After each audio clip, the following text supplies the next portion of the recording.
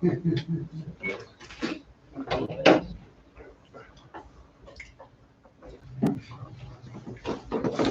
morning. Appreciate you all being here this morning. This is our budget workshop session. Hopefully we can get a preview from our interim manager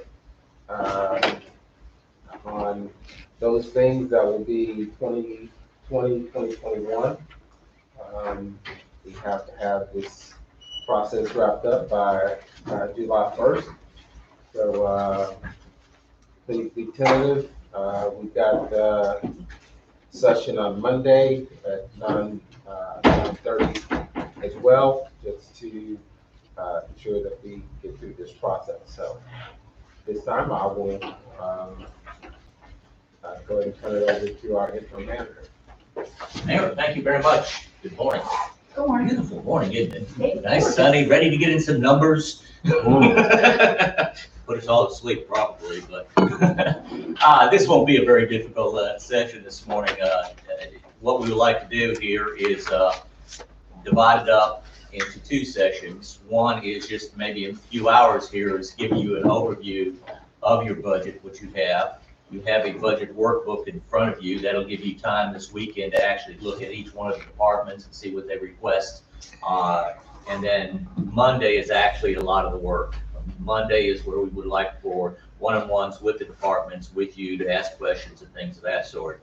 I compliment Steve. Steve's done a great job in terms of putting it together. He's also made sure that what you've got there is basically a balanced budget.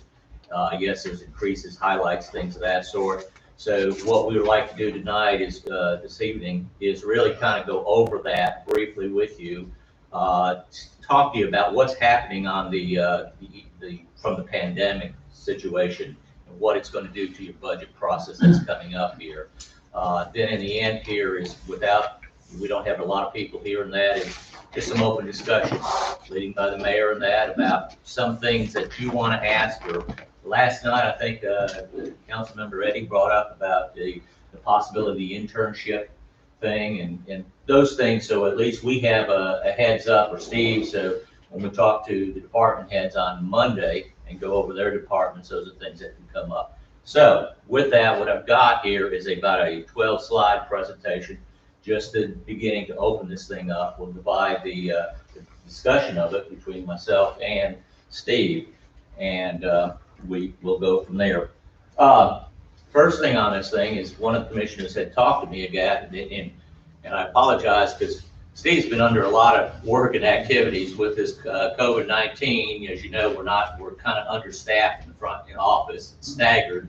So besides all of his duties that he's doing, putting the budget, working the department heads, he's also filling in for holes when one girl's there and she has to go get something to eat or things of that sort. So we didn't get into right now, but maybe that's something you want to do in the future, is start looking where you were in the past.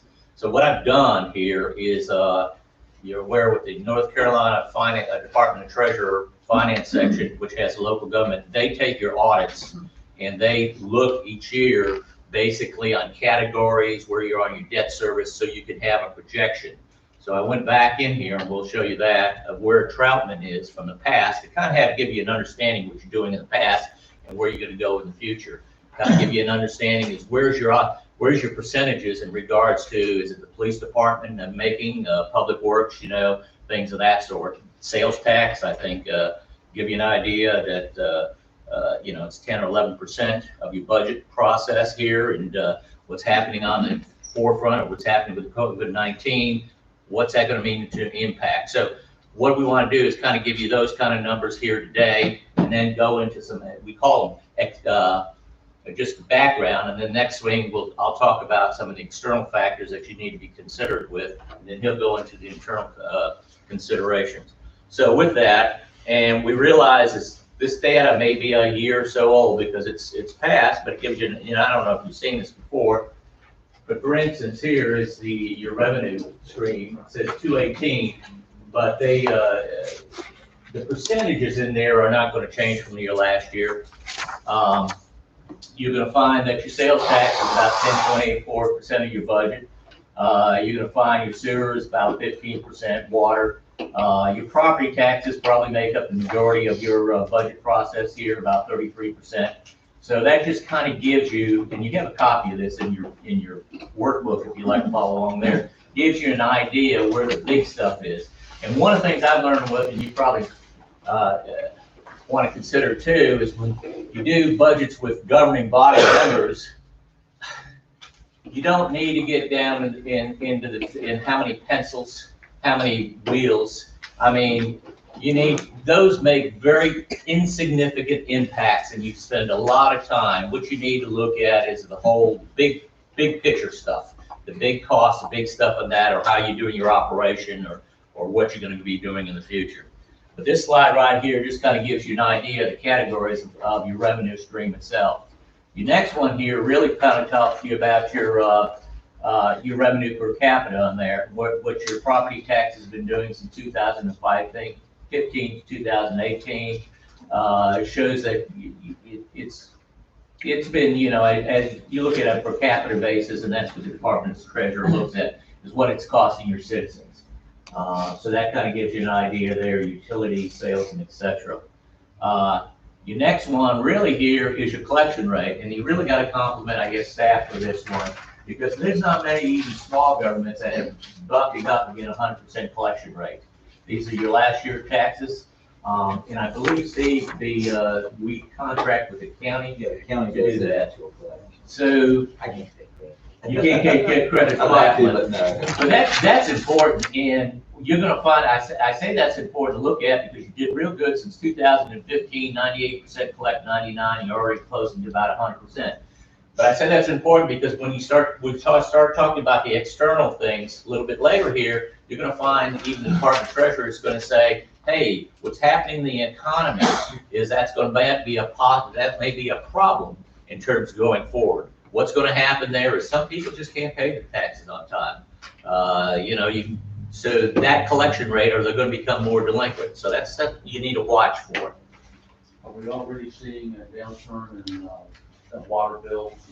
Surprisingly, no. I've been very surprised that people that we generally have problems with stay current on their bill. I don't know if it's their stimulus money or what, but they're coming in and saying, you know, I want to pay some of my bill, and they say, you know, technically have to right now. No, I want to pay it, and some people are paying off the balances, you know, that have carried a balance for a long time, and they're paying them off. So better than I expected. How long that'll hold up, I don't know. But so That's far, good to hear, especially during this time, and knowing that they could do that, and they would really be in a bind once it's time to pay it. correct. That was my fear when they first announced that you can't press them Right.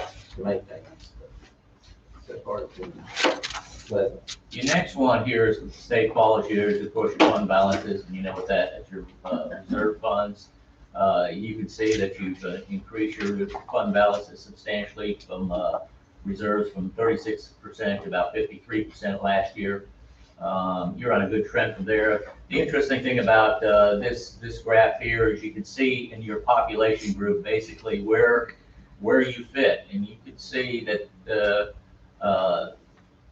where we are in terms of your fund balances versus the group itself. So that gives you what the state is, and you're above the state average by all means. Could I? Sure. Sorry to Sure. interrupt. Informal. I can't remember, when did we do the increase in the tax? Was that 2016 or 2017? 2016. Thank you. I couldn't remember. I knew it was one of those two. Yeah. Your next slide here is really, this is where it was talked about, at least they group everything by expenditures that have come in through your audit. And even though it's 218 audit figures, you know, percentage-wise, it'll be about the same. You can see your operation and your debt cost is probably 60-some% of your budget. That's a tremendous amount of your budget in that what you're operating in. Your other one is your capital is about 14%, and of course your salaries and wages is 25% of your budget. So you can see in the areas really where you're doing your expenses, where you're spending. Some communities are though at 14% of that on the capital, may want to look at increasing that.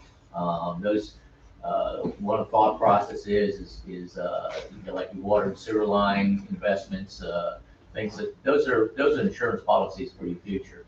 I mean, you keep putting off big capital purchases, police cars or everything out a long period of time, and it comes back to bite you. So capital is very important. Of course, it's the right capital that you need to be increasing, things that are going to help you. Your last one is by function, is what your departments are categories about everything related to public safety. You can see that public safety here, which is your law and police department, is probably makes up over 27% of your budget. I'm not saying that's good or bad. It just gives you a feel, introduces you to where your costs are going. You can see your general government's 15. You got a little debt down there, but that's not bad at all at 8%. I mean, debt services, that's not bad at all. Your sewer, your water expenses are up tremendously, about 19%, but that just gives you an idea, as we said, about your expenditure. This one here, you're not on the board here. This is your generally your bond obligations that they have. You do have debt, but it's not mapped on this graphed out on this chart right here. This is just It's not general it's obligation. general. It's not general obligation. You haven't issued any general obligation bonds. But then again, that's a revenue source if you decide to take a look sometime in the future that you want to issue some general obligation bonds and funding. Yes, sir. So, back to water and sewer for a second. Sure. A little over 25% of the expenses, but that is self-funding. And we're not losing money on that. Yeah, a number of years ago, correct. And I think as we get into the details, he'll tell you there'll be some increases to keep it self-funding in terms of the water and sewer rates. But quite a few years ago, the legislation came in that you can't transfer back from the general fund to that without making some reports. So you really tried, good business, you try to make that a self-funded unit. We just talked about your debt service, nothing. All right. Next thing, unless there's any more questions, that's a snapshot. Just a snapshot to set this process over to say, okay, where are we? You're good. Your funding is really good. I think your financing, I think what you do with your staff on that. And really, this is probably could be an easy budget for you going forward. But I caution you, and I think everybody else, even the state's cautioned, but what we're going through here is going to have some factors that you need to consider, and it's out of your control. These things are maybe just out of your control, and it's just going to be the best guesstimates. So you need to be aware of that, and these came from not just me, but of course from the North Carolina League of Municipalities. It also comes from the Department of Revenue or Insurance, local government. And just conferences with cops and around that everybody seems to say, these are the big ones. I mean, you got a lot of little ones, but these are the ones you really need to consider, because you don't need to sit back and say, all right, we're just going to do this like we did last year with a good situation, we're going forward, and then get whammed. Of course, the plus on that thing is you got a good fund balance. So you got some cushion that if you get hit unexpectedly, you can always go back to that. One is the property tax revenues. The state treasurer is advising that when you look at extended unemployment periods, they will negatively impact your upcoming collections in your next year. Did we say you were 100% collection? What is that, 500 sometimes? What did they bring? Valuation? Not the valuation, collections. A little over 2 million. So that's, well, almost 3. okay, so you got, that's $3 million you're collecting on 100% collection rate. That's great. But if people can't afford that and put that off, we don't know what that impact is going to be unless somebody has a crystal ball and say that. So that's an advice here to going forward, to keep that in mind and what you're facing as you do this upcoming budget. The other one is, of course, the sales tax revenue. I think we all know it's going to hit the sale. I mean, we had a boom in sales tax before the COVID-19. I mean, I think even the state and city say we got it, but they're looking now that that's over with and getting back, that we're probably, what I've heard, they're guessing somewhere about October, that quarter coming in, you're gonna start seeing a decrease. How much? They don't know. We talked to Sharon Edmondson on a conference call with a lot of managers, just this week. And she's, I don't know. It's gonna impact differently for different parts of the state. Depends where you're gonna be. And that is, I think we looked before, is almost 11% of your whole budget revenues, which is a tremendous amount of money. Half sales, option sales, and that. So you got to keep that in mind. The question is how much. Now the plus on this thing is ABC. Even the state looks at your ABC beverage tax that you get, which is not a whole lot. Your ABC revenues they will continue to go up. And as you know, there's a contribution that goes to you, law enforcement, from here. I mean, it's not a great like property tax, sales tax, but it's a revenue source that that's a positive for you. They're also talking about your other general fund revenues, and as you start looking forward here, you should consider some potential revenue decreases. Building development. What happens, building development? And I think I'm hearing a little bit now. Do we have some slowdowns? We had some slowdown in Falls Cove at Lake Norman, but I think we're starting to get some new permits there. Sarahville and some of the others have continued. So Yeah. And there's the ones that are kind of on the table to be approved and everything are still continuing to progress. And it's been several months now since we've had any kind of discussion or public hearings from a prospective new developer in town. That seems to have slowed down considerably. Well, that's your growth there, and that's just keep that in mind going forward. There's going to be some slowdowns on this. Well, and Lennar, building in Falls Cove at Lake Norman, they have stopped all work on phase 2B. They're still continuing to build on phase 2A, which is 100+ homes. But just to give you a quick update, I mean, we currently have 13 developments that are on the books and approved. And within those 13 developments, it is projected that they're going to add 2,327 new homes. And if you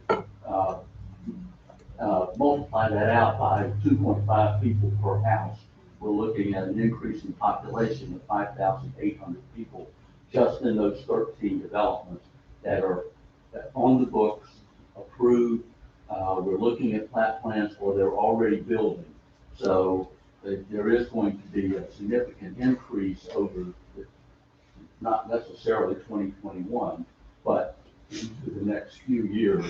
And that's what's been driving our ad valorem to increase at the rate that it's been increased. It's not going to stop, but it's going to slow down. Is what you're looking at. And part of that also, I've had 2 phone calls this week of potential developers that because of Corona and because of limited staffing and because we're not having committee meetings and planning and zoning meetings and things of that nature, they can't get their projects forward because we're not entertaining them. So that's also the slowdown part of it too. We're not entertaining them so it can go forward. I guess George is watching us. Yeah, he's want to let you know that they still have several large residential developments that are at least continuing with the planning and the site plan review process. After that, we don't know. There are still some on the books for review. Anyway, it's something to consider as you go forward with this budget process and with what you're doing.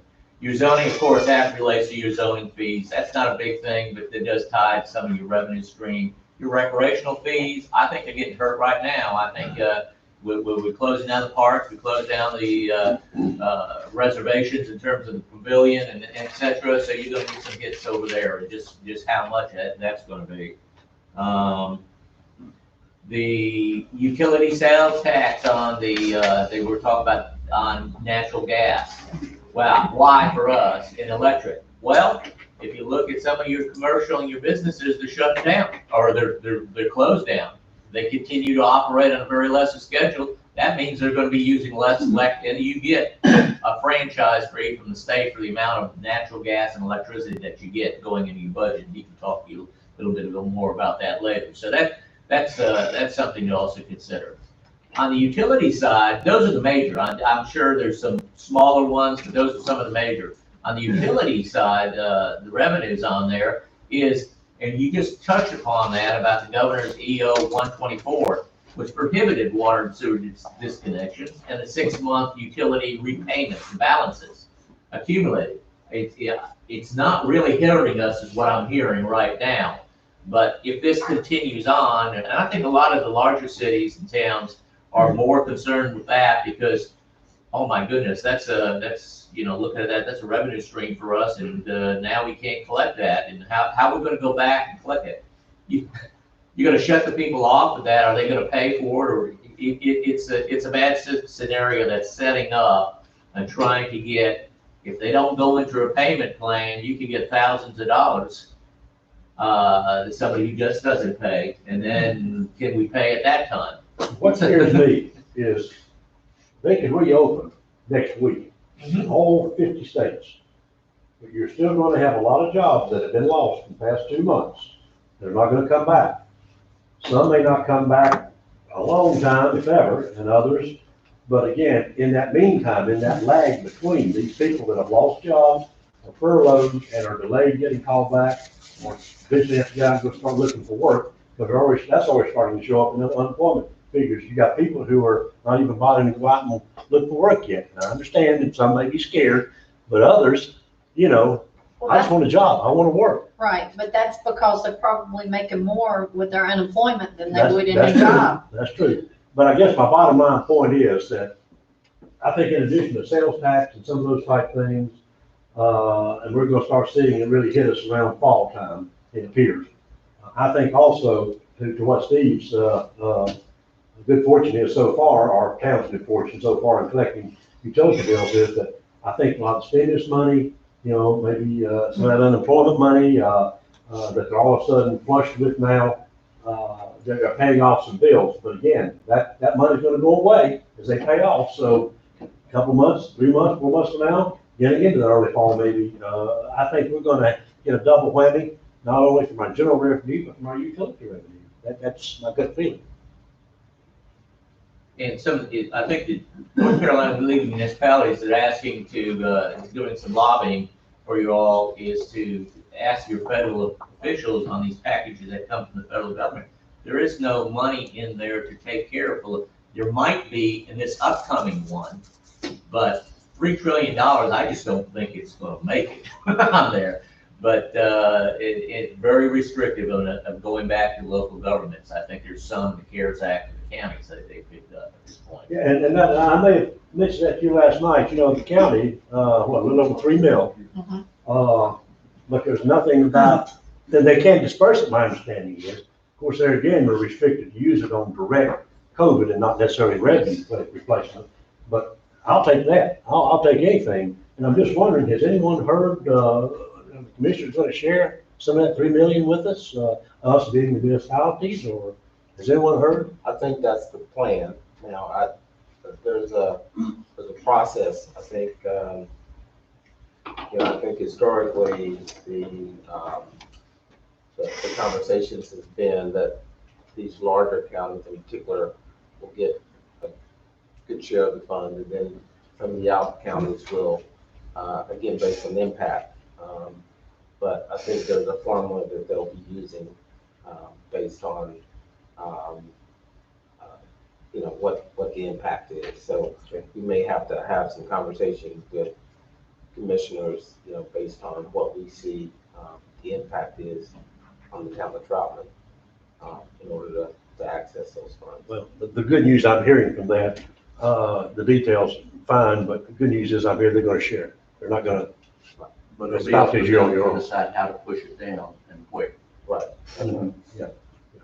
It's not a formula that's been given to them. They will create a formula. That's my understanding. I'm getting my instructions from my planner. Just no, I appreciate it. Thank you. Moving on here, another big one you may hit is the utility revenues that you've got coming up. When you got the reduced commercial, industrial, school, your water and sewer billings, I mean, you're fine now, but that's another potential, is they're slowing down, not using less, your revenue sources from that might be impacted, should be impacted coming up through this year. The other one too is we, of course, by the statute there, 168 Article 8, we talked about this, and Benji talked about this at your planning retreat. We need to change, by law, we have to change our development fee structure. That's a revenue source for us. It can't be the fixed one of 2,000 for water and 3,000. Benji's working on it. I don't know how that's going to affect our revenues from development fees as going forward on that, but the game plan is with him, because you have to have, I think you all realize, you got to have that capital reserve, that 5 years out. He's working on that for you all, just so you have a plan. You got to project all that into the formula and coming up, and we hope to have it in by the time you adopt the budget, so you get a feel for that. Can I touch on that? Sure, go right ahead. Good news, I guess, is that we don't typically use, use the availability fees as an operating. Correct. Expense. It goes into capital reserve. It's used to pay our portion of any expansions we need to do, or it's to buy capacity with the other municipality sewer. Yeah, we're going to adjust those. Benji doesn't think they're too far off what we're using, but you need to have I guess, the backing of why it's set at that amount, and that's what we're working on. So there will be some adjustment probably, and we may slow down somewhat in the collection of that as these developments slow down, but it shouldn't impact our operating budget. Correct. Just our future capital.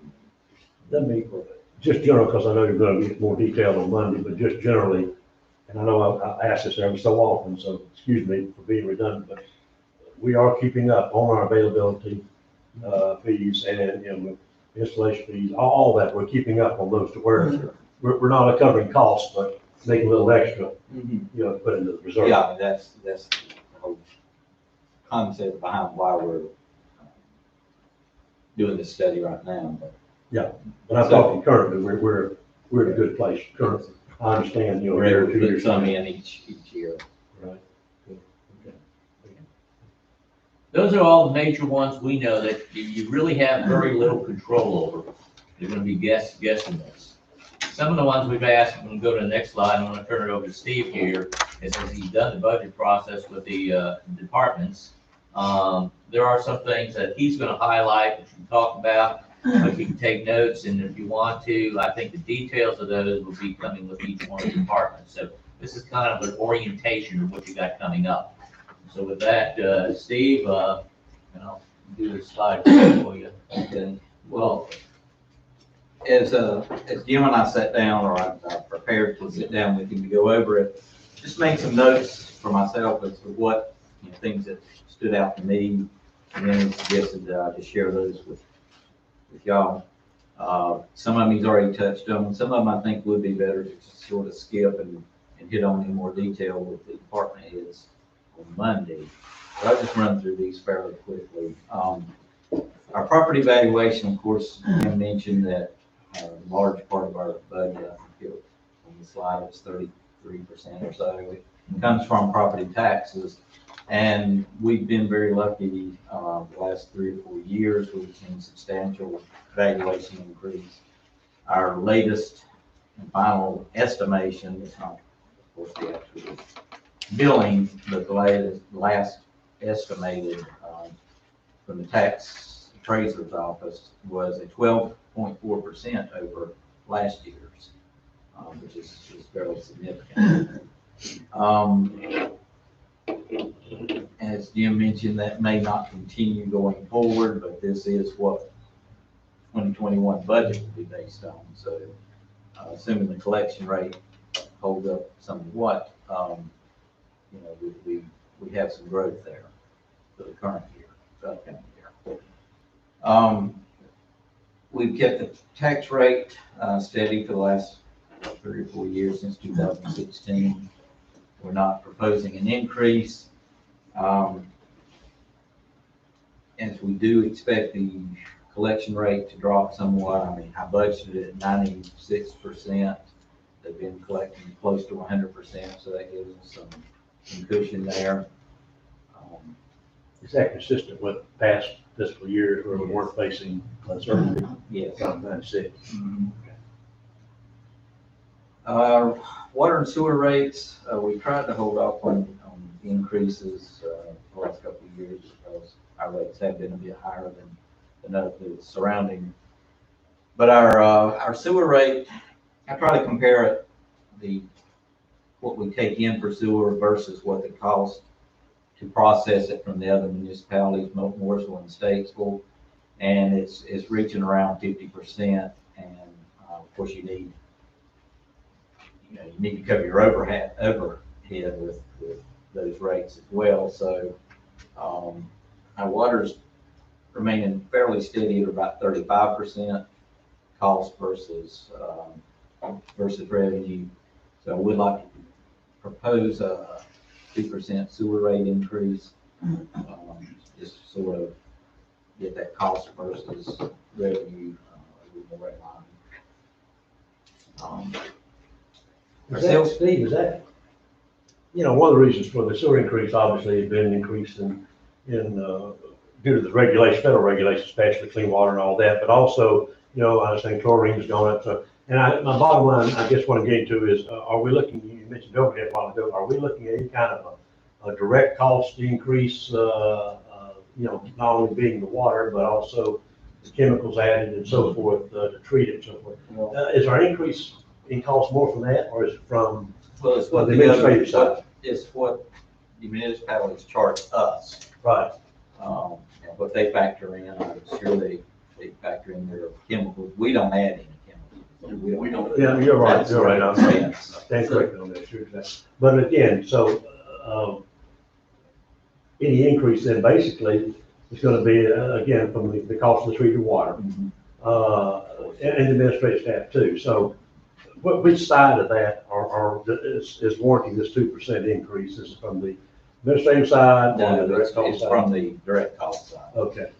Direct cost So from our suppliers are increasing the cost of water to us. sewer in this case. Sewer. Sewer, yes. We're not doing that. Right, I'm getting two things, but then you answered my question. I'm trying to get to where the cost, basically, where the cost increase coming from. Yeah, it's from the supplier, but the treatment. All right, right, that's right. Is the increase coming from both suppliers or just one? I have not heard from Statesville yet. Okay, They never like to tell us what it is before they present their budget to the people. well, I understand that, but they gotta see that we're in the same boat with that. Yeah. Mhm. But they, Mooresville has indicated a slight increase. I've not heard from, Okay, and I never do until it comes out the paper. And public works is going up. Public works has a share of the cost for our, water treatment program. There's some, there is some increase in our cost, our direct cost, administrative or maintenance or whatever. Generally, that's been covered with the growth that we cover from the growth, more customers, paying into the system, so some of that, keep up in that way.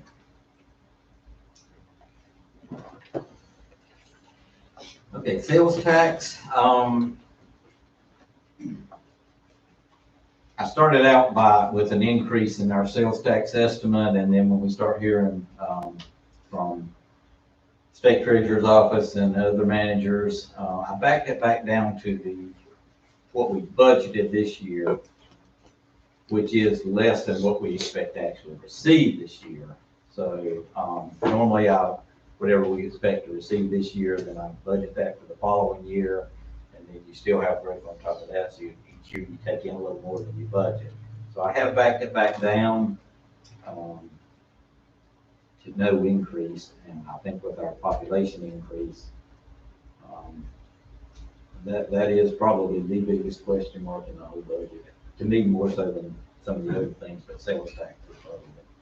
It would be logical to expect an increase in sales tax because of the increase in population from new housing. However, with the current situation we're in, there. I'm hoping it'll I at think least remain flat. the prudent thing to consider. Oh, I also think, I'd be curious, if we had segmented our businesses, based on sales tax, where that sales tax comes from. Sales tax is a little hard for a lot of people to grasp. We don't get necessarily the sales tax that's collected in Troutman. It's countywide. Whatever our Iredell County collects goes to the state. They send it back to us based on the population. So, you could do all your shopping in Statesville or Mooresville, but you live in Troutman, so we get our pro rata cost or per capita cost based on that. So, sales tax is not so much based on where it's actually purchased, as long as it's in Iredell County. And then we get it based on our population. Just a question I want to ask and see if anyone knows this answer. 2 years ago in November, the county turned down the quarter-cent sales tax increase. And I have my thoughts about that, but is there any stipulations that if the commissioners so choose to want to do that, is there like a waiting period or anything, or can we turn right around and do it again? There is a waiting period? There is a waiting period. They are in discussion of putting it back on. The law has changed. At that time, maximum was 1/4%. The law is now half cent sales tax, but you could do it in 1/4 cent increments. But they are in discussions now as to putting that back on as soon as they are legally allowed. And I want to say, and I'm sorry for not knowing factually, but I want to say it's 3 years. So Okay. last year's when it failed, I believe, and I think that's correct, but it could be 2 years.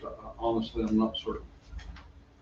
I just wondered because my thoughts on that, if maybe it wasn't advertised enough, plus the state had some questions at the end of the ballot, and I think it was confusing to people. But based off the discussion and feedback that I've heard from them, I think they agree with everything you just said.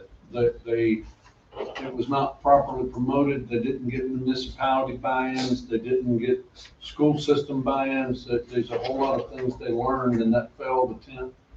They are also talking about just hypothetically and possibility how the monies would be spent going forward, making sure that the public would know the heavy portion of that first 1/4 cent would be for safety and security in the school system and all the things that fall under that umbrella, and that that was presented to the public appropriately and factually, that it would have a better ability of going. Also, just theoretically and possibility, the next 1/4 cent, some of the things that they are talking about doing, as town council here has already expressed to the county commissioners, one of the big projects that needs attention is the county fairgrounds.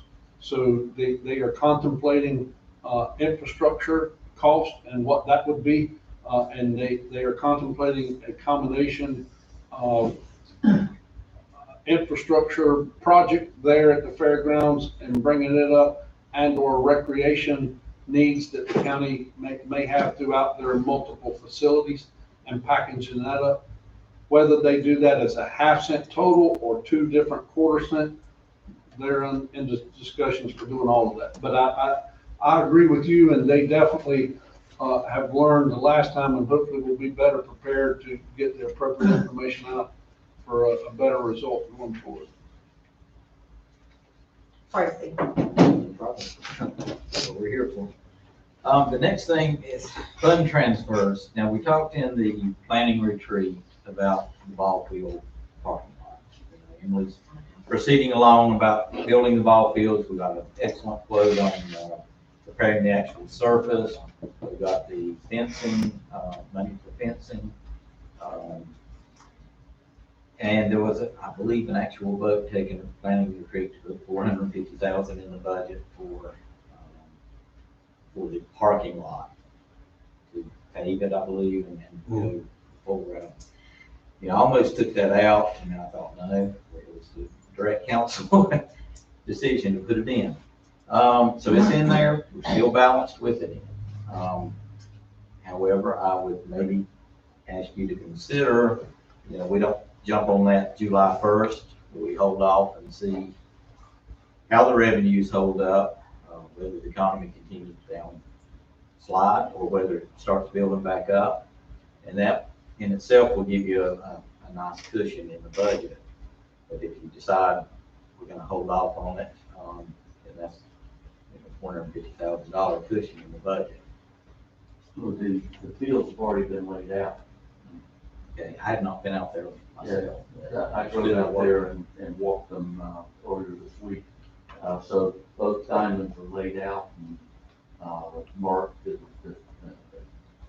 looks great. I didn't realize we had that much room at the back of the park. Big area. Yeah. Takes a big area for two. That there's no way to get to those without at least an access road. So it'd be difficult to use them.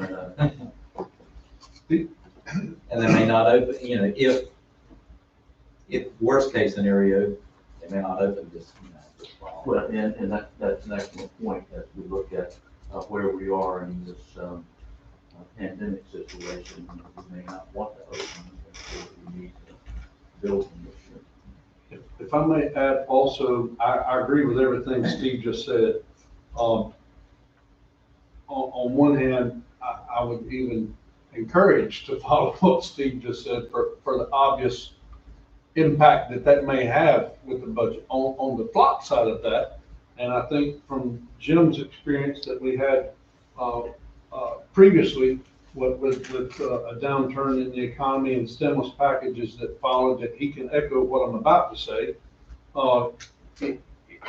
If there's a certain point that we can proceed in having this project ready and have it ready for bid, that depending on what the government comes out with, if we are ready, that we can put this out for bid or maybe already have it out for bid, it is possible that we could then tie it to stimulus money out there and not just our regular budget. So I agree with what Steve is saying wholeheartedly, but just food for thought in you all's mind, if we make sure that we have the I's dotted and the T's ready to a certain point, it is possible, especially being it encourages recreation and town projects that create different avenues there as far as the public and a couple different categories that if it's bid ready or maybe even bidded, just because it's bidded don't mean we have to go through with the process. So even if it is in one of those situations, again, being very cautious with it and everybody understanding just because it's bidded don't mean we have to go through with it. But if we put that out there and are mindful of the time frames, it is possible that it could be a win-win for us on that end. That's an excellent point, and one I hadn't thought of, that in the 2008 downturn, there was a lot of money made available for shovel-ready projects, they call it. If you were ready to go to, you know, to turn dirt on it, then, you know, you could get some money. So whether that happened again, we don't know, but be prepared for that. And again, it's probably maybe so much we should waste money on, but again, we had roughly, well, close to 100,000 already budgeted.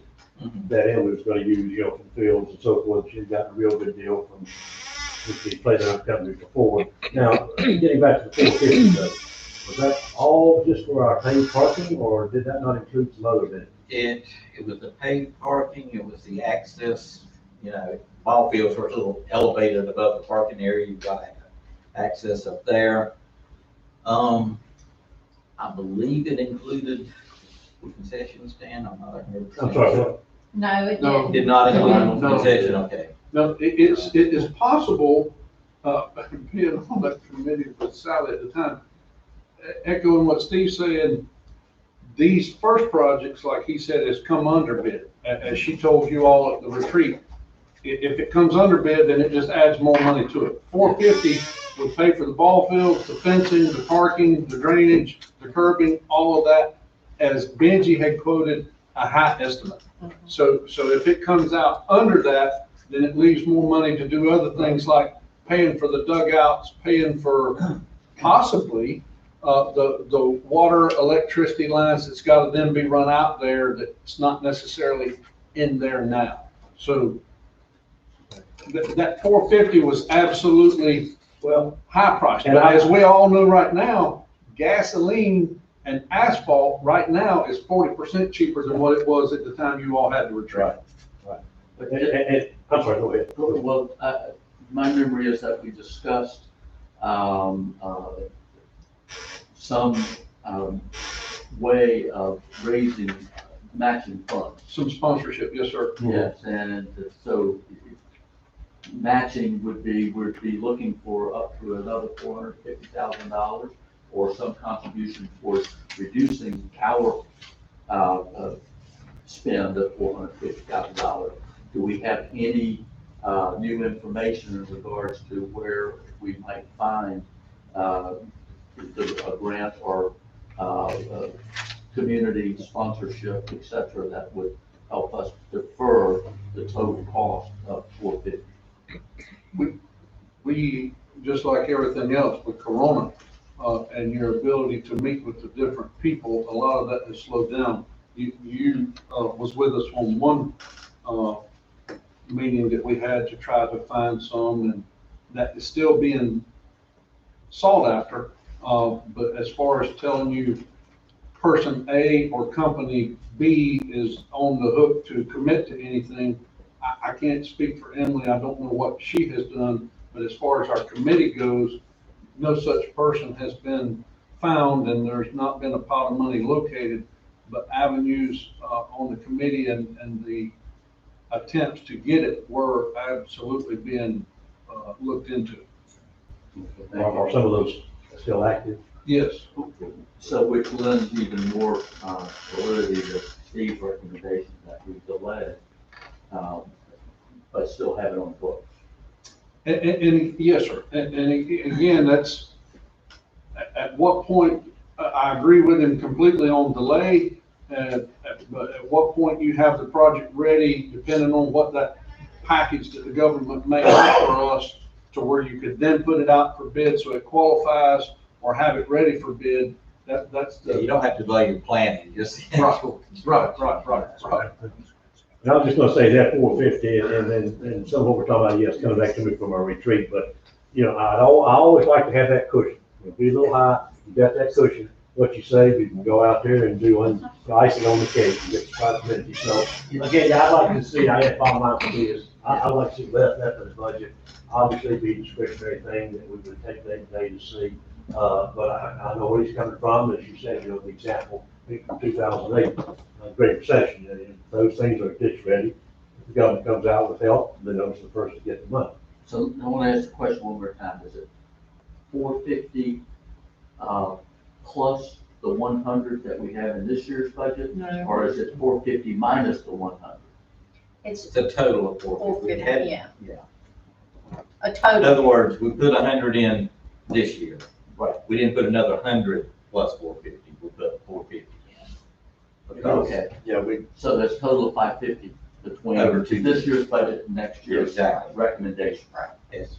And I'd like to just say that when you mention sponsorships, that is definitely not out of our minds. And there are some people and corporations that we have in mind for that, but we have to have our process in place of how we're going to approach these people with sponsorship, and what are we going to offer them in return of them doing a sponsorship that we haven't been able to sit down and come up with the logistics. Okay, let me add to the conversation. Ron started that. Some of that stimulus money, I think, is beginning to appear. I was on a call this week with not bunch managers, but also, my notes are in the office there, Hillary, something, who heads the EDA office here in the state. And what has come out from that is that they have already released X amount of dollars in I forgot how many million. And they're dividing it up into two categories. I'm trying to go with best of my memory. One's a small grant category up to 300,000, I believe, and then a major category, $1 million. It's an 80% basically grant, 20% match, which you can match to do with in-kind. Now, I say all that is because, and I've talked to Benji on this and that, last EDA, and I've worked with EDA projects before. A lot of those are usually infrastructure or, ready to go, something that for economic development.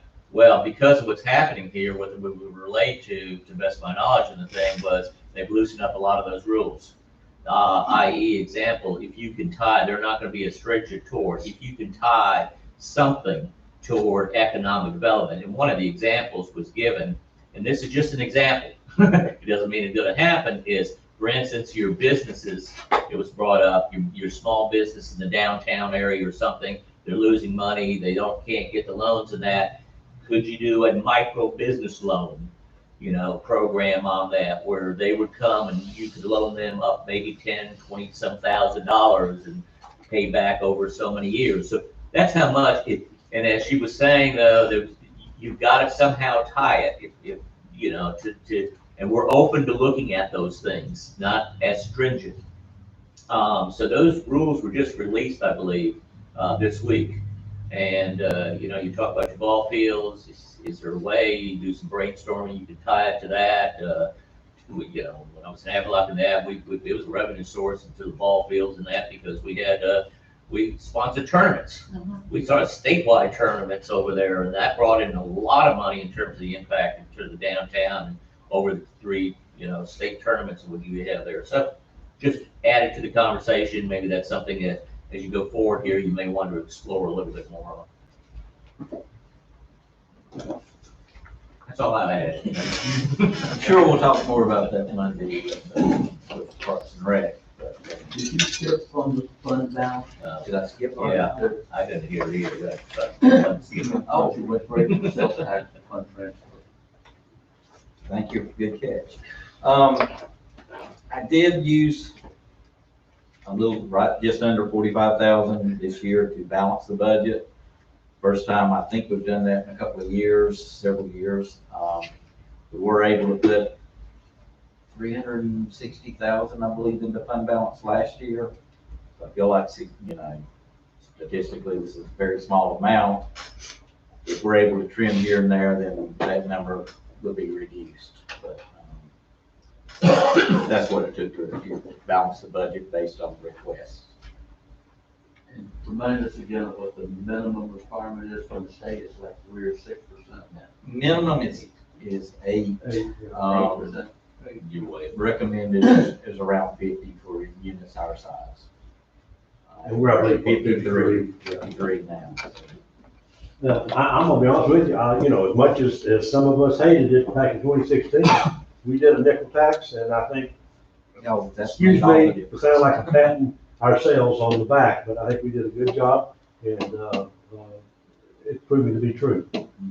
Because of that, we can now weather this situation a lot better than some other cities who are operating on shoestring. We've got some comfort there that we can fall back on while we wait for hopefully some assistance from the outside. That cover that?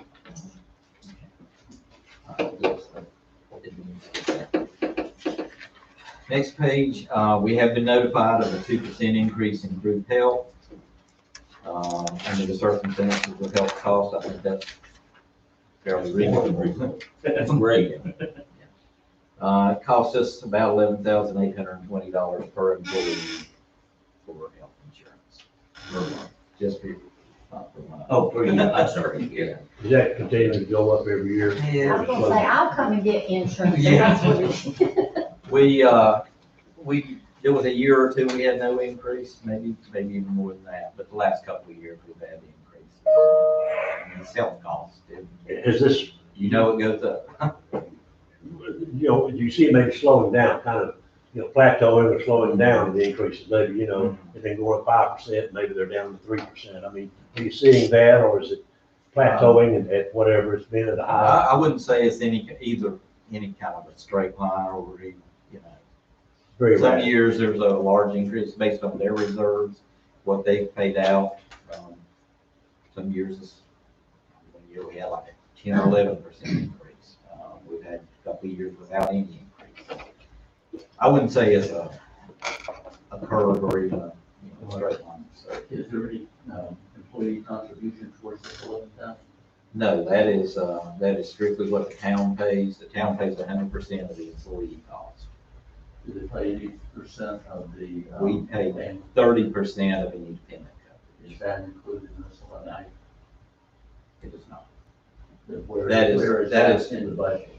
It's That's in the 30%. departmental budgets. I try to allow, and that can change.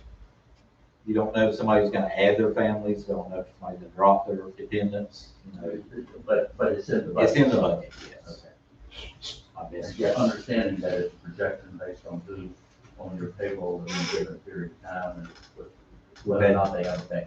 Over the course of the year, you always have somebody, their kids age out, or they get different coverage somewhere else. They don't like seeing it coming out of their checks, so they drop, covering their families. And then somebody gets married or But has kids. the town is paying, on an annualized basis, $11,820 for your health insurance and for Kim's. Yes, Okay, I just want to make sure I've got that right. yes. That's a big nut when you multiply by that number of employees. 26 right now. Retirement, now that is a little more significant increase. Our retirement rate for general employees is going from 9.09 to 10 point something, I can't remember here, which is only 1% on salary, but it's at 13% increase. 11.75 for police officers. And I guess that's just based on, the market, retirees, more and more retirees, fewer people paying into the system, their portfolio. I know we've seen some stock crashes lately, so their investments are probably down, but that is something we've seen a continuing increase on as well. As a retiree, thank you. And to be honest with you, it's not something, you have no control over it. They're on the system, so you pay what the rate is. They gotta contribute to it though. Yes. So there's, employees gotta contribute. Steve? Yes. So when you're talking about, the increase at 11.75% for police, which is currently now 9.7. So did it increase to 11.75, No, or it increased. it's 11.75% increase on the 9.7? That. Thank you. So what's the multiplier today for, the contribution, to the, Largest? I think I read it's just at 9%, a little less than 9%. Yeah, currently we're paying 9.7 for police, 9.09 for other employees. It's going to,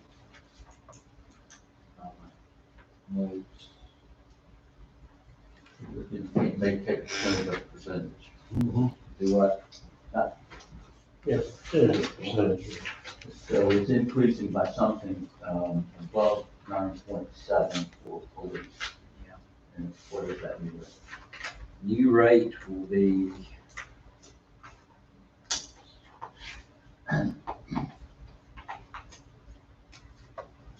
It's in here.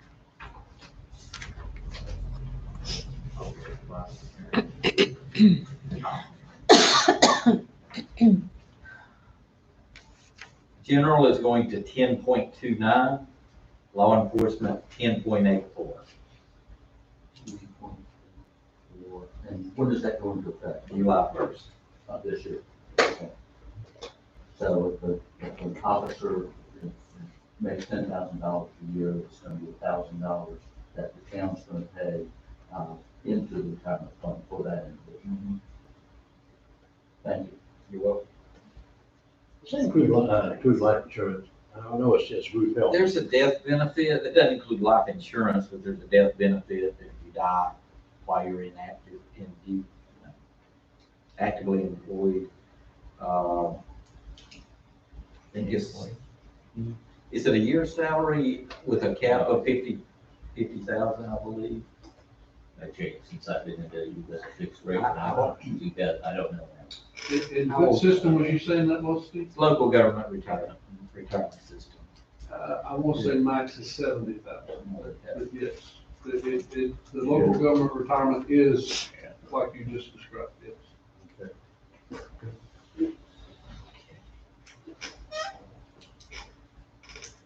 By the way, on top of that is the local government retirement. We also pay 5% into a 401k for each employee. And is that somewhere in the budget? That is it's in the same line item in the budget as local government retirement. It's just called retirement expense. So both of those are factored into one line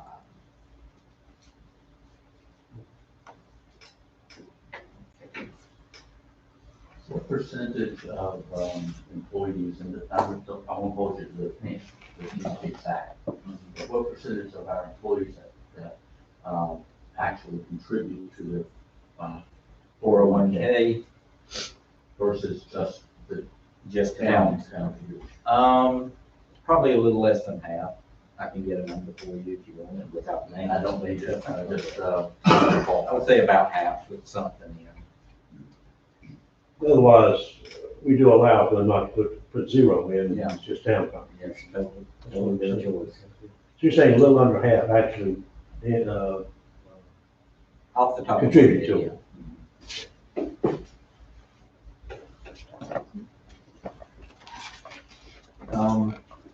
Salary, we discussed this quite a bit, and we decided to put in a 2.5% increase.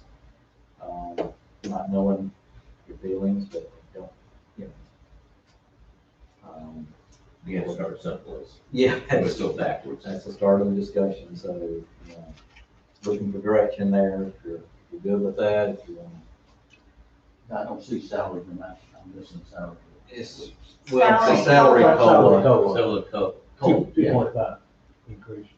Well, the only thing I was looking at that, in the notes, due to the economy, most local government units are considering low or none delay to later in the calendar.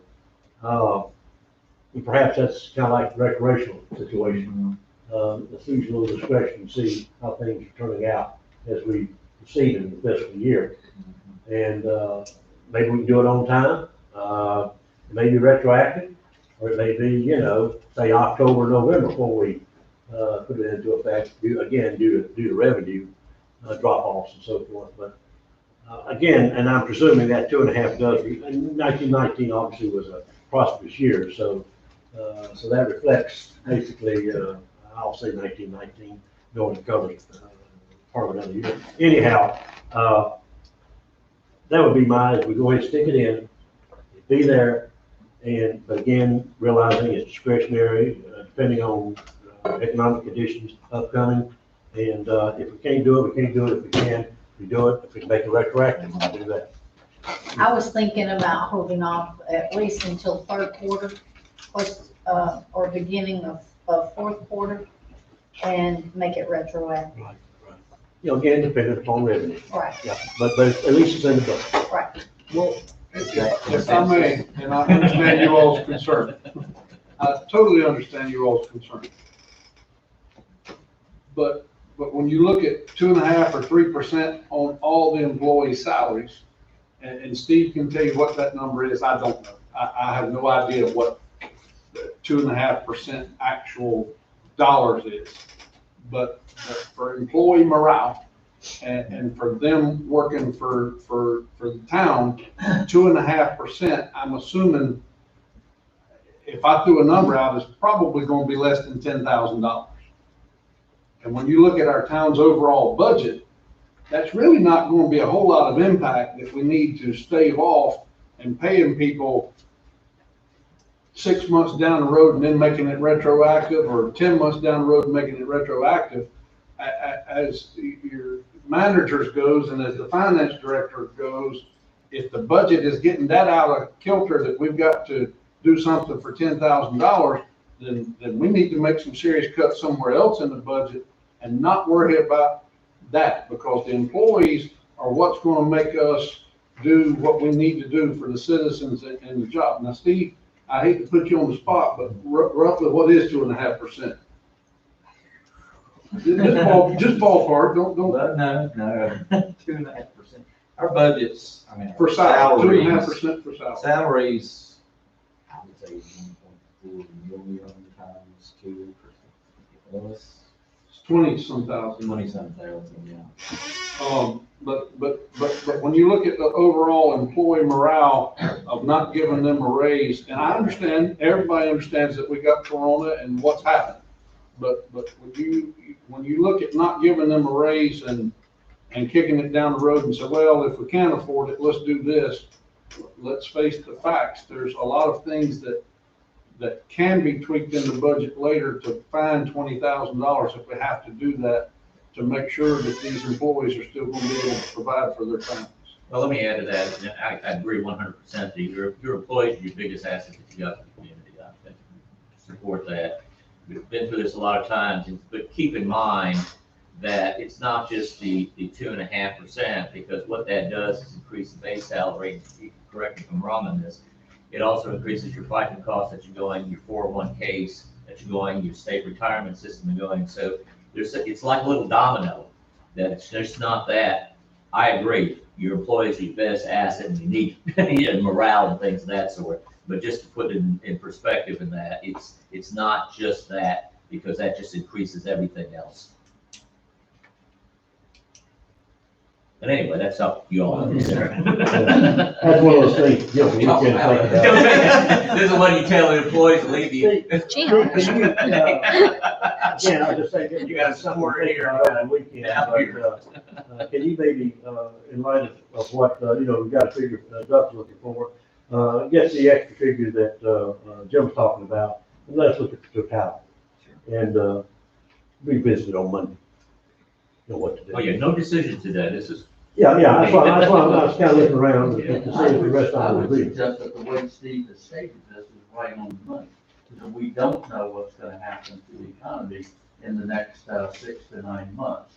So there is every intention that there will be a COLA increase in salary of X. But we reserve the right to manage the debt outgoing expenses within our own organization based on reality at that time. So the intent is to always have a cost of living increase if we can do it.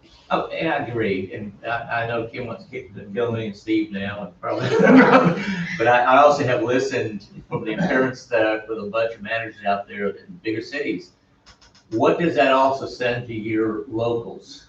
And when their people are being unemployed, they're getting their unemployment checks, they can't get a job, they've been furloughed in that. So I've been hearing some of the other managers saying, why we should have, unfortunately as a city, we might need to share a little bit about that. Why do we need to have, oh, well, we got all the great package, but meanwhile our economy is down, our people are hurting.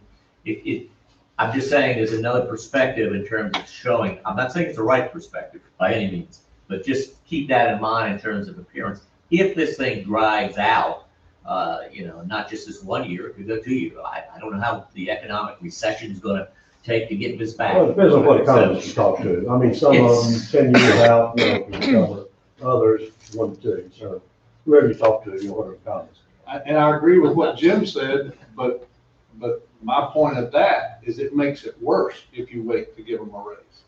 If our budget is good and we can afford it, but once these people are not paying taxes 6 months or third quarter or fourth quarter from now, If we wait till next spring and we decide our budget is good, our department heads have all done their job. They've come in frugal under these other areas, just using this one example, a couple of these projects. So we decide we don't need a patrol car and we can hold off on it for a little while. We cut back on the cost of the park, federal grant monies come in. Any of these things that come in where we've got the pot of money and we can afford it, that's great. And then we decide to do it, but yet the unemployment rate in our community, those results come out in December and tell us they're horrendous, but our budget's great. That's absolutely the wrong time to give people a raise, but we can afford it then. So to me, right now, the money's is there. That is the time that we would normally do it, would be July, is when the cost of living would take effect. And if there's ever going to be a time that it's okay to go, it would be that time instead of coming back and taking those chances. I respect what Jim said, and it's a hard decision for you all to make, but you have our different points of view. I'm not arguing against, I gotta get both sides of the story. Oh, That's all we're doing. absolutely. But again, I'd like to know the true dollar, in dollars, you know, the percentage is one thing, but hearing in true dollars, when you add in, the extras that, Email. any kind of increase results. I'll throw this out to you too, it's not in the budget app, but just as brainstorming on this thing, that some of the communities I went through, we went, well, Havelock, when we had some bad economic times and this issue came up, is what they look at, I don't think they do it anymore though, but what we look at that time is if we didn't give them as much as we actually it had an incentive program for the employees. And it wasn't just it was some kind of dollars that they could work toward in regards to, is there a way that they could, their business, that they could find a different way to make the business more efficient and how they do things? Or is there a way in regards to how we go and engineer? It was amazing in terms of, and there was so it wasn't just the manager or the council, there was kind of a little committee that, was this truly an efficiency? And if it was, it saves you a lot of money, because we found a lot of times just the employees out there working that, hey, I've been doing this 5-10 years, and it'd be better if you do this. And if you can verify that it really does, and how much the finance director had to go back and work with them in regards to, could we put $1 to that? What would that be going forward? So they got less, but they had honestly though, of course, we had 200-300, quite a few hundred employees. Not everybody really got it, but many of them did. And one of the bigger ones I remember was actually somebody in the water department figuring out, instead of what the engineer said for $300,000 cost for putting some kind of a basin in that, they did it for somewhere in about $50,000. They did it inside, saving the town a tremendous amount of money. It's still acceptable by the state. I just throw that out as thinking out of the box a little bit if you want to help those kind of things with your employees in times of need.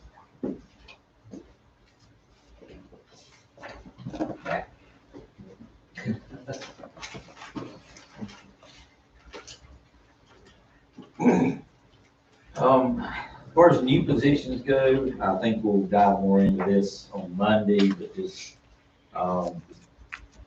and I know you've already had some discussion on it, but we were proposing another part-time person in Parks and Rec to help in I would say more the administrative end. Paxton's doing a fantastic job out in the field, mowing and cleaning up, and he can do about anything you want him to do. But Emily could use some help talking to sponsorships, planning events, that sort of thing. So there's some money in there for that.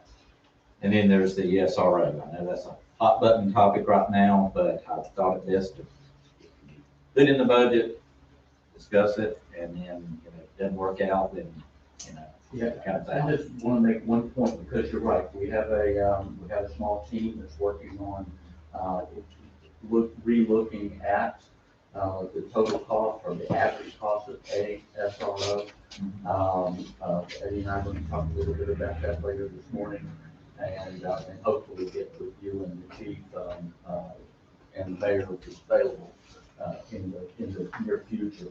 But as we look at the charter school, we're under no obligation that I'm aware of, that we need to give the charter school the same memorandum of understanding that we have with the school board. And just let it that, we need to consider that. As we look at cost and as we look at what you termed here as 100% for 10 months, I think that could be debated for weeks as to whether we're actually getting 100% of the cost of the SRO. At that point, it's definitely 100% of salary and benefits for 10 months. Yeah. Good point. But that was really meant to let you know that they have approved paying Carrie on the same basis. Right, and that's great. Good, okay, it starts July 1st. Yes. Okay, July 1st. When they go back to school, I guess. Do what? When school reopens, yeah, I mean, for the upcoming year. And just as a point of clarification, I've talked to Mr. Bryant, Martin Page, and several others. I don't know where the miscommunications ever came in that Carrie was not to be paid the same rate as anybody else. When that original agreement was made, that was after budgets was approved, and they had a school crossing guard to die, and the 50% language that was used was for them funding that 1 year of $30,000 or $31,000, whatever that position was that they were going to fund that amount that year, was 50% was that line item for that school crossing guard. That's all they was going to have to pay. That was the terminology I used up there. Once it got back here, then the following year, the town was supposed to, Matthew Sells, the chief at the time, was supposed to then follow up and do grant funding as we did for all the other SROs. And at that point, that position was then supposed to be fully funded as all SRO positions are from that point forward. That 1 year, 1 year only, it was to be the $30,000 or $32,000, whatever that figure was. So why and wherever it ever got misconstrued that that's all they was to pay and ever to pay, don't know. But I went back to Brady Johnson just 2 weeks ago and said, go back and find the minutes and find that, because that's not what was said. And Brady will most happily talk to council and anybody else and say, no, that's not what was agreed upon. But just for that fact, it's now official that they're going back to fund it. But based off of what they found that was billed, they have always sworn by that they pay every bill that we've ever sent them. So if we haven't billed them appropriately, that has been us. Right. Can I clarify that? Absolutely. Because last fall, when we billed them, we said we're gonna include all of Carrie's costs. And we had it prepared to send to them, and they said, we're not paying that. Bill us $30,000, that's what we're gonna pay. So yes, technically they pay what we bill them, but they tell us what to bill them. So can we go back and get that retroactive? That's a good question. I want to look for Brady and find it. We can verify that with Matthew, but yeah, we had it all prepared to send to them. We sent it to them, they sent it back and said, we're not paying that for Carrie. But you Redo see it that with right the- there, what Steve is saying is contradictory to what Martin Page is saying I wondered. and Correct again, but I didn't want the finance to. one. But we supposedly got paid $40-some thousand more than we were supposed to based off of our positions. And I don't understand how that is logical if we didn't get more for Terry than we were supposed to. But I agree with Steve. He can't bill and they won't pay more than what he's entitled to bill. But again, I don't know who on that end is not doing what was supposed to be done. But it's corrected now, and that part is what matters. But did they decide what the funding the other night was? Because it's supposed to be changed now, that all the funding is going to be the same for Statesville County and us, salary per position, but no equipment. Is that 52, 50, and it's an average. As Steve can tell you, he bills per person but the average winds up being whatever number they said, 53. Martin kept saying 52 or 53, Brady kept saying 56 or 57 was the average. I have to go back and look at that. I do Our average remember last them year was saying that. 57 and some Yeah. change. And one of the school board members specifically asked, how much is Statesville getting paid?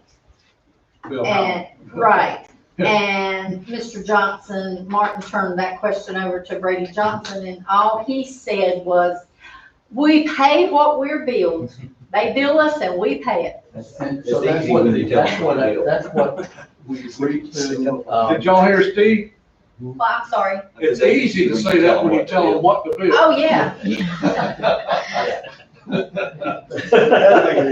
It's real easy to say that when you tell them what they can't bill. That's a fact. For the purposes of the budget that goes into effect on July 1, we have a pretty clear understanding of what we're going to get from the school board. From the four positions But we got, yes. but the agreement back in February was that we would, and it was stated multiple times by Marty Page, and multiple times by the chief, and it's been reconfirmed by the commissioners that we, a group of representatives from each of the municipalities that are funding or partially funding SROs would meet and review and determine whether or not that model, which is 3 years old, is still valid and is covering a reasonable part of the cost of the burden that the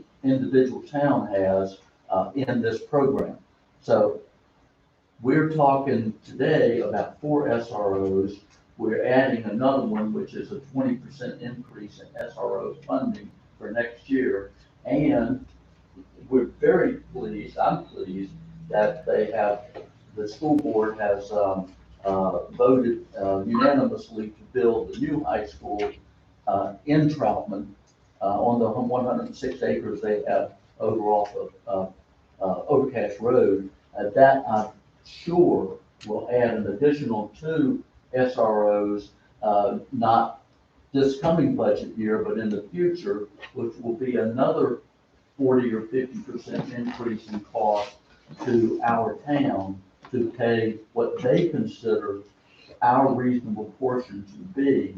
We haven't had a voice in helping them understand what we think reasonable is, and that's what our committee has been charged to do. The mayor recommended that we set that committee up, and that's what Steve, the chief, Eddie, myself, and town manager, interim town manager, are working towards identifying what we think reasonable is as soon as we can possibly float that. That won't change the budget as of July 1, but the memorandum of understanding is an annual to annual agreement that can be changed at any time. I'm not suggesting that there will be a change, but many of us think there needs to be a change. So that's something that's an ongoing, that we need to come to a resolution internally as soon as we can. Well, I might offer that, I mean, we're doing the overview for the budget, but we're gonna talk about it with the chief, I would assume on Monday. Right. So, I think we need to at least have her in the room, because we talked about the fact that meeting or meetings had not occurred. So. They have not. Yeah, so we need to do some follow-up on that. Absolutely, that future. And to add to that, with chief definitely needs to, I don't know, and I'm not shorting Steve any, I don't know where he would come in that process other than the billing part, but one of the services that Troutman Police offers that none of these other agencies have been doing, that we even discussed in the retreat and Martin Page acknowledged, was we have 4 different officers every morning directing traffic. Going back to that original agreement, we have a Troutman Middle School elementary officer that's coming in early. His duties is Troutman Middle, SRO, but his duties, he comes in early to direct traffic at the elementary school also. No other SROs in the county are performing those duties. That is something that we should be able to bill, and Martin Page has agreed that we should be able to bill separately for that additional service, not only just for that man hours or officer hours, I should say, as we have some female SRO, females that fill in those slots from time to time. But we also have the equipment that's involved. At South Iredale specifically, at one of those exits, they put the patrol vehicles there to run them with blue lights, and that's gas burning, and because you can't just turn the blue lights on without killing the batteries in the equipment. So that's additional things that we need to, through the chief, take into consideration and be able to bill separately, which will also increase the line item that Steve gets to, a separate line item that he gets to bill for. But for our new budget for 2021, talk about that now is going to bog down the process for the budget, and we have a group in place to address that and get agreements going forward in the future with school board and or the commissioners. I think what I was saying is I found a place to give the employees their raises by and billing them over here. Well, again, we were talking. You're on TV, so watch anything else. I'm sorry. Not the employees, Board of Education. There's a half an SRO for the elementary school. If we hire a full-time SRO, according to this comment, that would have to include half-time for for the charter school, and I don't believe that's been agreed to yet by anyone. There's a theory right now saying in the future, it's split between elementary school and charter school. That's what the end goal maybe is. Yes. Well, that's what the chief's recommending and wants to talk with them about. I would like to throw in, are we through with SROs for the moment?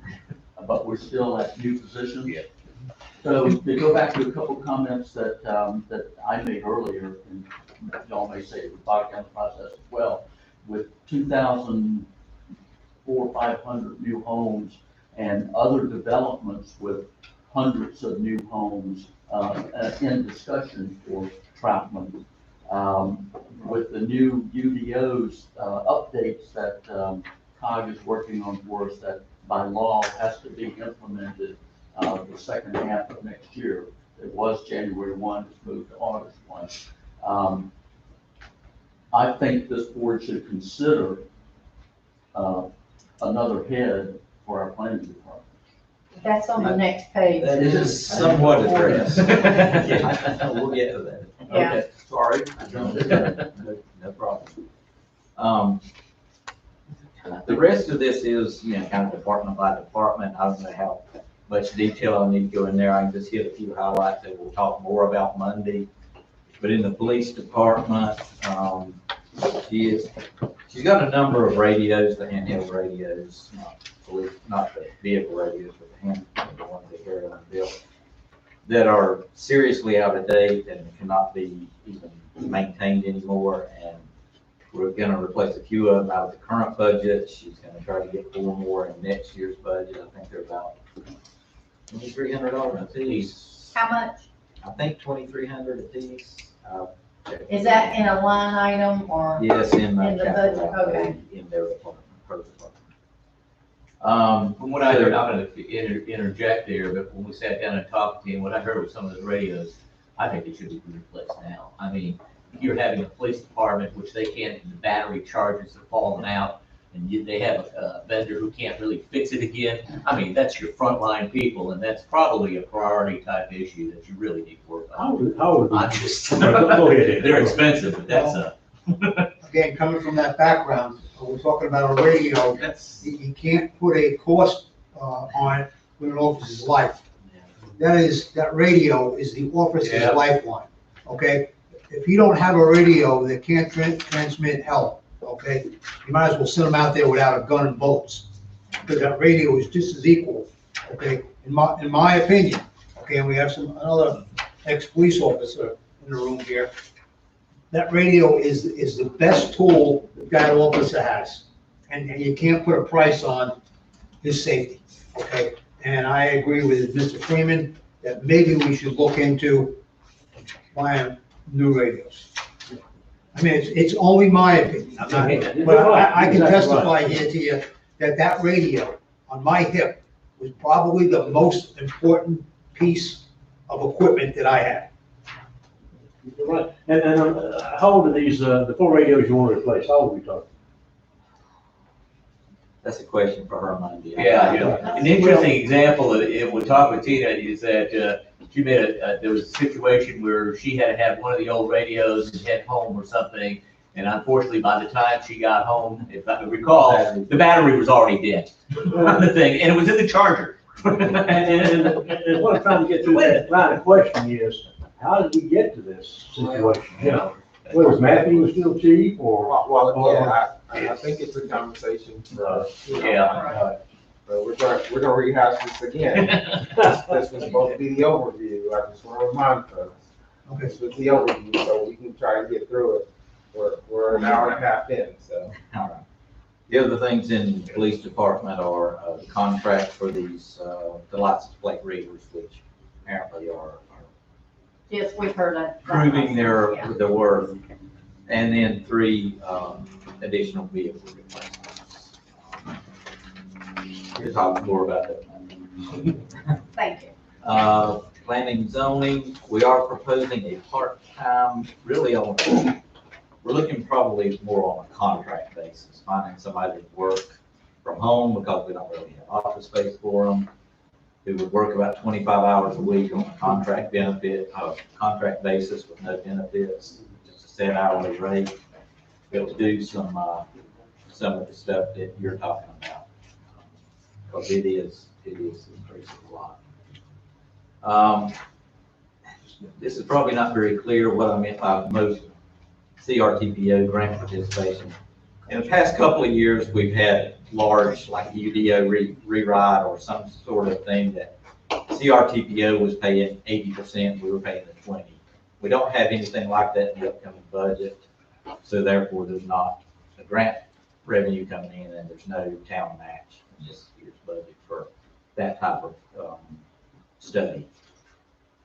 We're proposing increasing the code enforcement hours. He's here, it's either 2 or 3 Fridays a month now. We'd like to make that 4 Fridays a month, which would still mean like 2 months where you not having here one day. But Now, what's it now, 25 hours a month? It's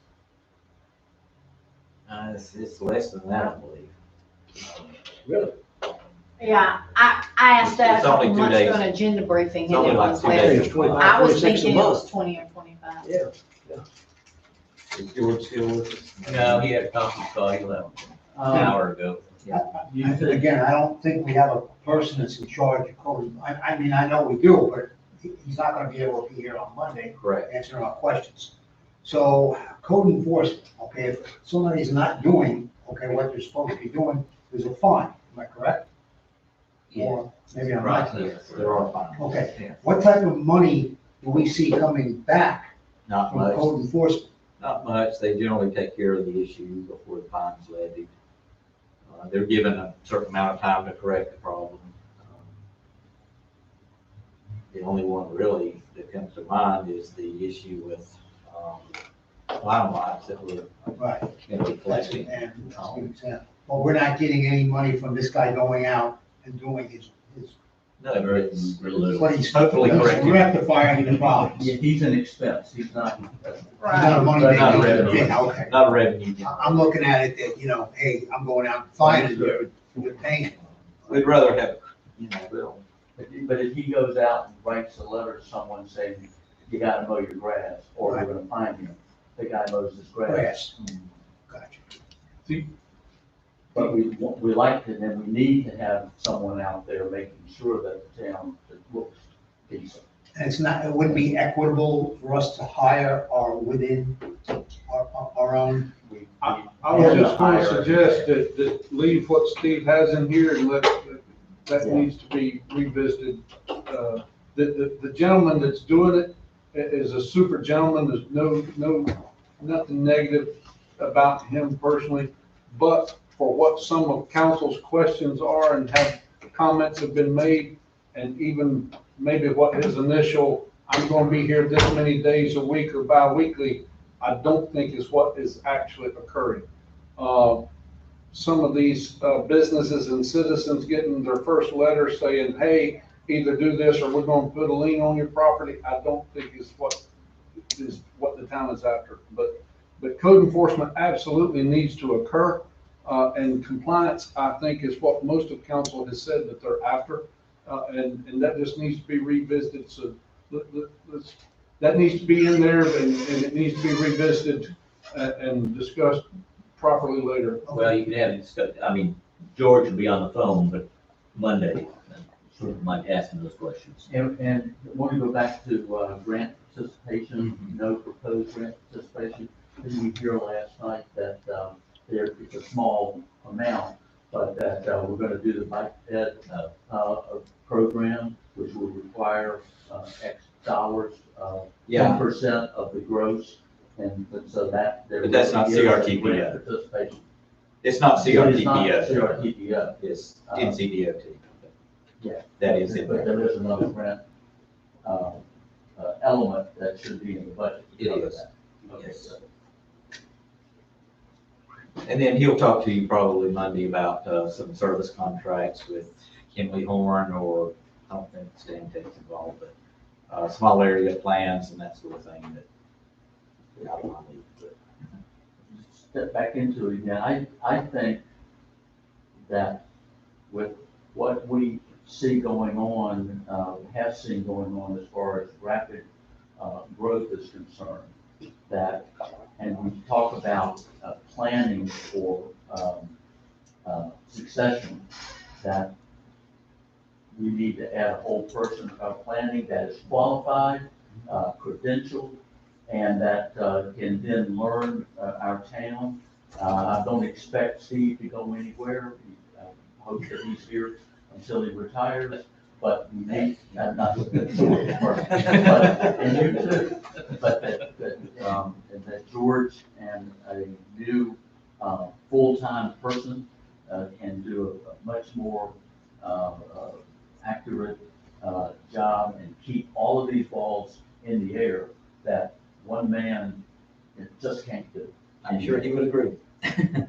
So 25 hours is a nice, but I think this board should consider a full-time addition to our planning department. It is time in this town to have a planning department, not a one-man show.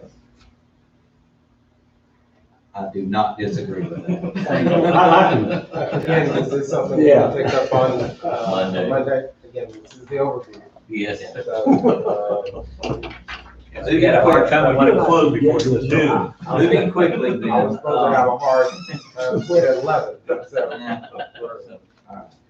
Recreation, We got we'll lunch talk after about, midnight. we've already, Excuse me. We've already talked about part-time in the recreation, we'll get into that Monday. We are, that poor tree that we put down at the pavilion last year is shot. We've looked at, we've priced a new one, it's about $8,000. We're also proposing a couple of the large display type, like you see at Tanglewood or somewhere, to go along the greenway, along with some lighted wrap to go up the light poles. Make it a little more festive at Christmas time. I don't know how many of you remember when the greenway was first put in. How fantastic it looked at Christmas time. The trees were small and we put the net lights over them. We wrapped the poles. We had, Right. it was amazing. I don't know, the way the trees We are outgrew starting to that. look, we're gonna have some small trees again.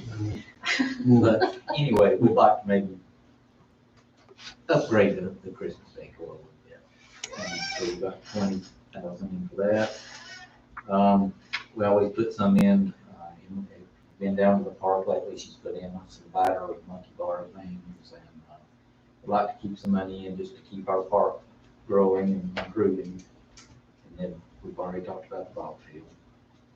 Public Works, wow, our street sweeping is, it's getting expensive, but, we're adding miles of streets. It's all about curb and gutter. They've got to get more and more to go over, so, that's just an increased cost based on growth, you know. And I'll tell you, it looks so much nicer. Yeah. I just wish we could do it more than once a month. Yeah, but it does, you know. Rodney would I be realize glad it to do gets- it every day if we're paying to do it. I realize it's like making a bed, you know, you make it look nice and, you know, it's gonna get made, unmade. But again, that's a service that, I'm tickled to death we have, and like Sally, I wish we could afford to do it twice a month. Yeah. Well, give me a number, I'll put it in. So how much is this increasing? Oh, if it's a line item, I'll It's say a it, lot, don't worry, it's don't worry. in there as street sweeping in the street. Okay, Adam's roof is leaking down there, so we got 19,000 to repair the roof down at Public Works. The usual maintenance contracts for the 2 water tanks, those are not increasing, but, just want to make you aware that's a significant expense. And then, West Engineering, we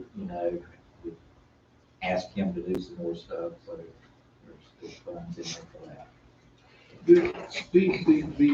The roof leaking down at there, is that something that's definitely ours? Or I'm sure we're insured like this one was replaced. Has somebody looked to make sure it was not that? like weather I heard damage, about this last week, so I've not really checked into it. We got that done because they were able to say it was hail damage. Right, and it's a right. normal leak. It's probably not covered on the insurance, But we can certainly check. those rubber mats, some of those, depending on if it's metal, rubber, all that, just have somebody look. Is all the only reason I asked. We'll have it looked at. that's what I was gonna ask, if it was a rubber roof or a metal roof. I think it's a Okay.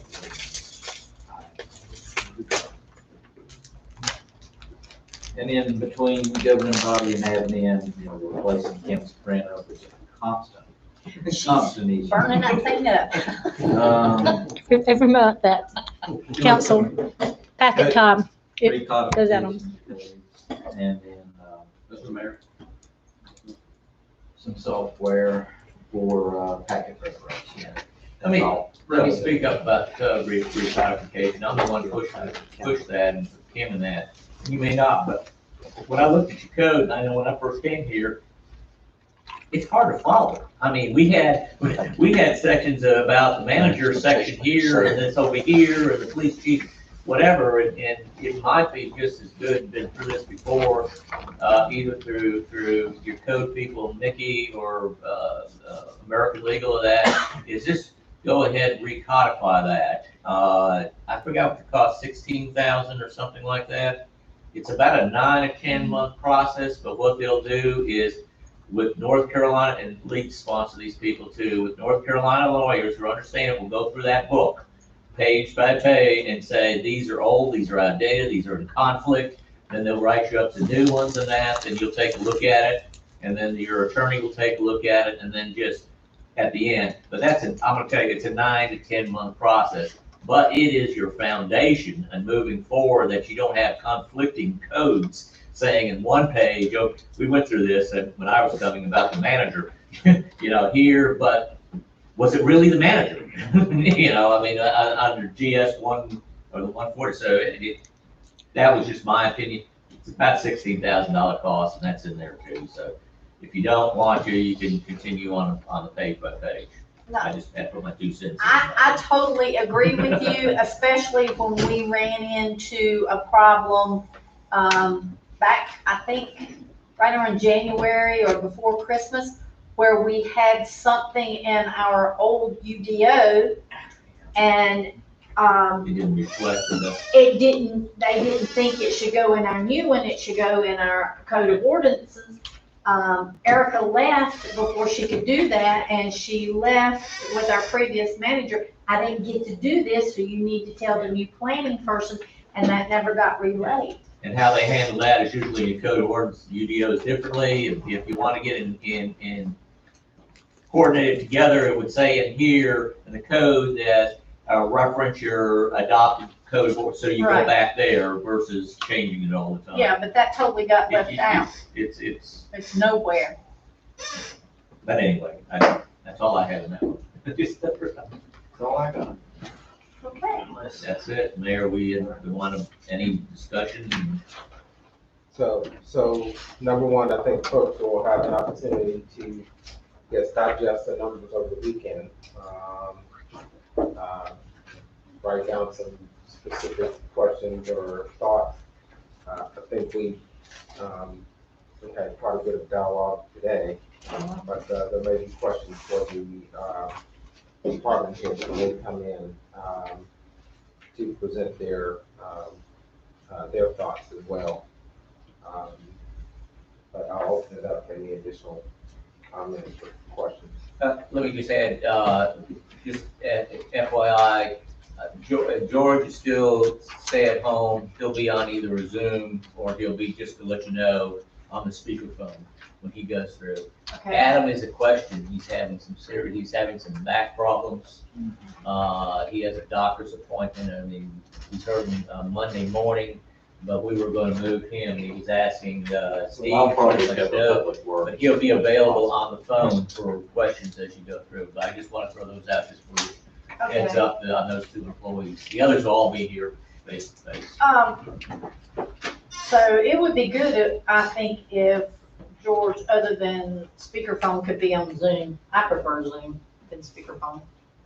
I like to see who I'm talking, yeah. Other comments, thoughts? Well, so George is considered an essential, and he can, He's not considered an essential. he is not. Oh, just elected and police. Oh, under the rules, Yeah, so he could be here next week versus. only if we designate him as essential. But he wasn't under the guidelines. He wasn't considered, planners are not considered essential in the guidelines. Well, I think it should be. I think But you can it make should your be own, essential. they leave you the flexibility.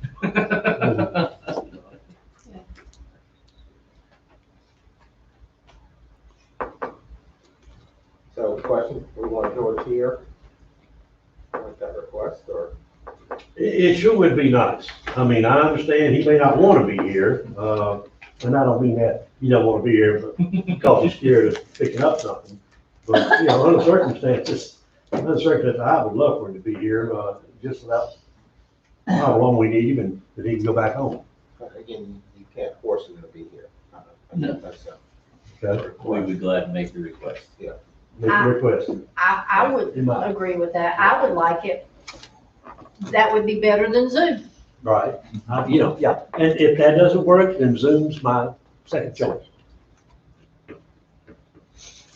And I would like to have him here if he's willing to be with us, in an environment with. He can sit over that fewer far corner. people. Yeah, I mean, so I just put him, you know, we'll sit in the far corner. I mean, you know, I worked with a guy who was a germaphobe for years and years when I was still working. And so I know how to work with those people. So if he can unlock, I can make him feel well. What happened? We'll give him a laugh. Yeah, sure. I just feel like it, under circumstances, this is very important, critical time of the year, and if he can be here, I sure would like him. So, nothing else? I'll accept the motion to adjourn. I'll make that motion. Second. Motion made, second. All those in favor say aye. Aye. Any opposition? Hearing none, motion passes.